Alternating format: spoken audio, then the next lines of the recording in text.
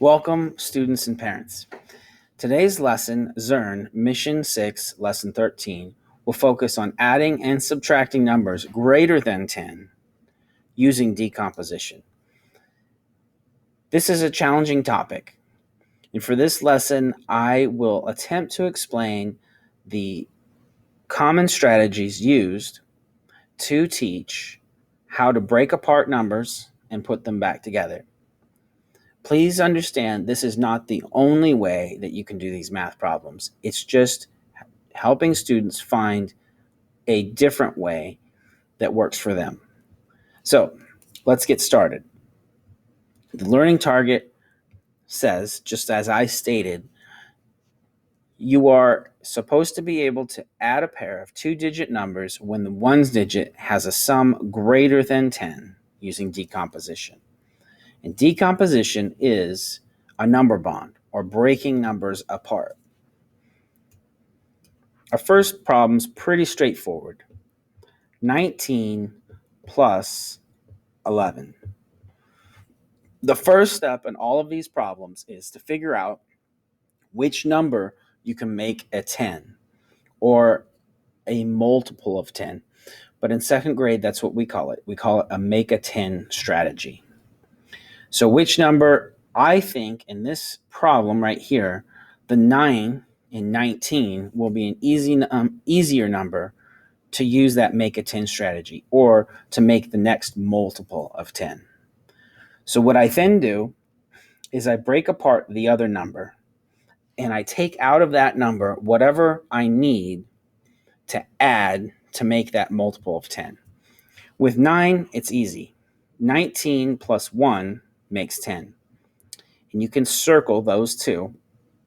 It's one of the strategies that we use. And we say, I'm going to add 19 plus 1. It gives us 20. And then you go back to your number. If I took out 1 from 11, how many are left, or how much is left? If I take 1 from 11, I know that I'm left with 10. And now I must go back and add 20 plus 10. Easy peasy, right? 20 plus 10 equals 30. And I usually just draw an arrow pointing up to where I put my answer. Let's look at what this looks like for students doing it with manipulatives. Now, manipulatives would usually be blocks or things that we could put together or take apart, but right now it is all virtual. So here I have my 19. I have a stick, a 10 stick of 10, and I have 9 ones. You can easily see that it's 9 because you have 4, and then you have 4 plus 1, which is 5. 4 plus 5 is 9. So I have 19 total, and I'm going to add 11. I add my 10, which gives me 29, and then I add my 1. Now that I have a group of 10 here, I need to rebundle or regroup. Now I can regroup.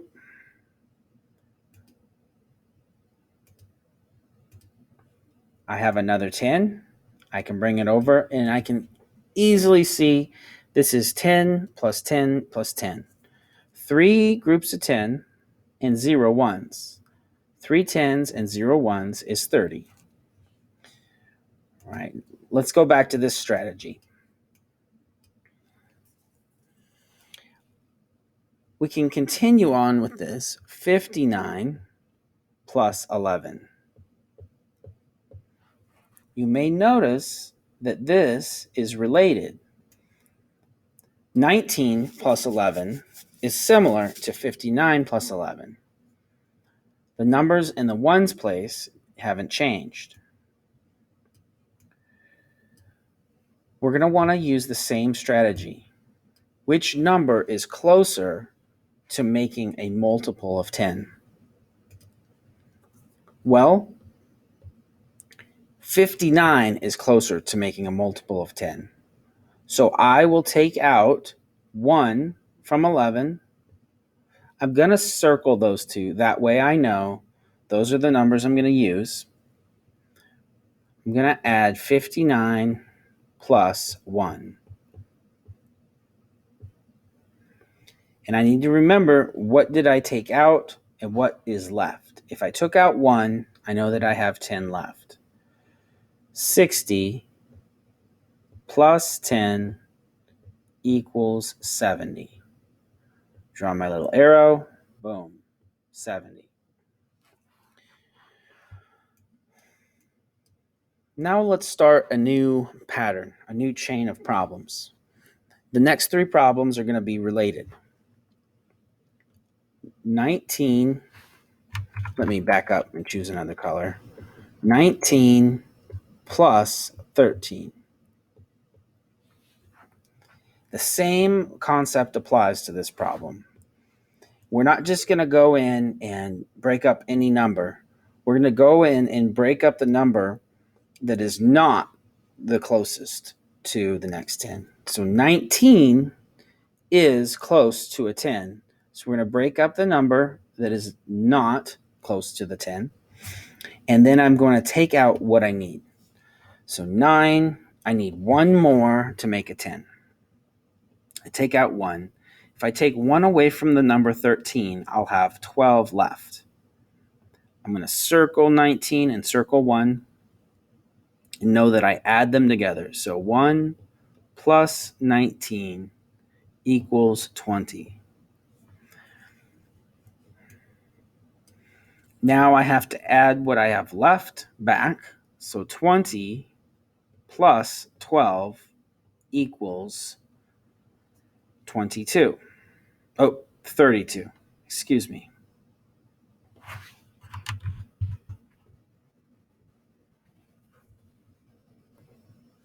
And you could even go a step further. If you were confused, you could say 20 plus 10 equals 30, and 30 plus 2 more equals 32. 32 is my answer. We'll continue on this pattern. So 59 plus 13. Same deal. I'm going to have to make the next 10, and 59 is close to a 10. So I'm going to take out 1. I have 12 left. I add 59 plus 1 equals 60. 60 plus 12 equals 72.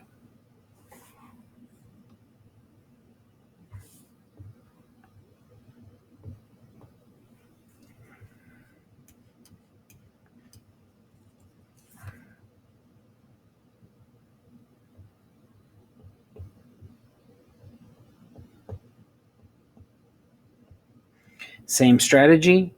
Take out 1. I have 32 left.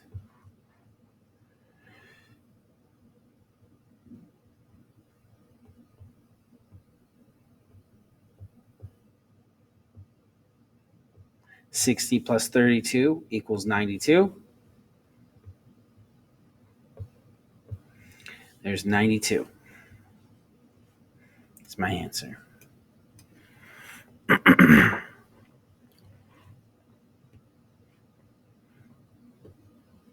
Let's do a number that doesn't have 9 in it. A problem that doesn't have 9 in it. Let's start with some 7s. So 37 plus 37. Since both add-ins are the same, it doesn't really matter where you start, but let's take 3 out of this one. So 37 plus 3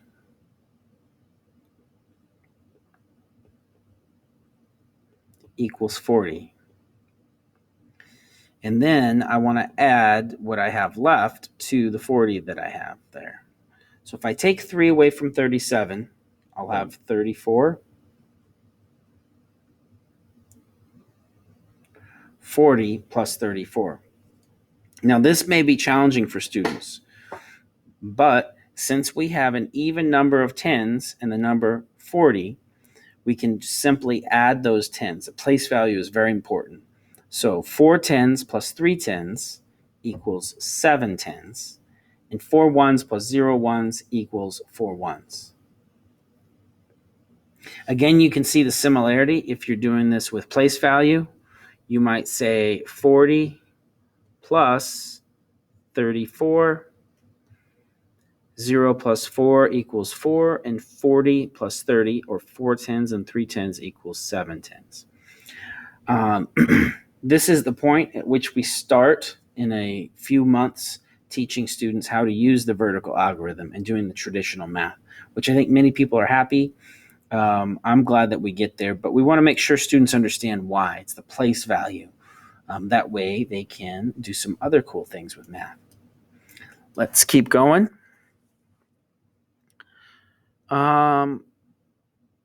78 plus 22. Same concept. 8 is close to a 10. It's close to a multiple of 10. So 78 plus 2 more makes 80. Let's take out 2 from 22. Circle. Add them together. 78 plus 2 equals 80. And if I took 2 away from 22, I would have 20 left. Add it down here. So 80 plus 20 equals 100.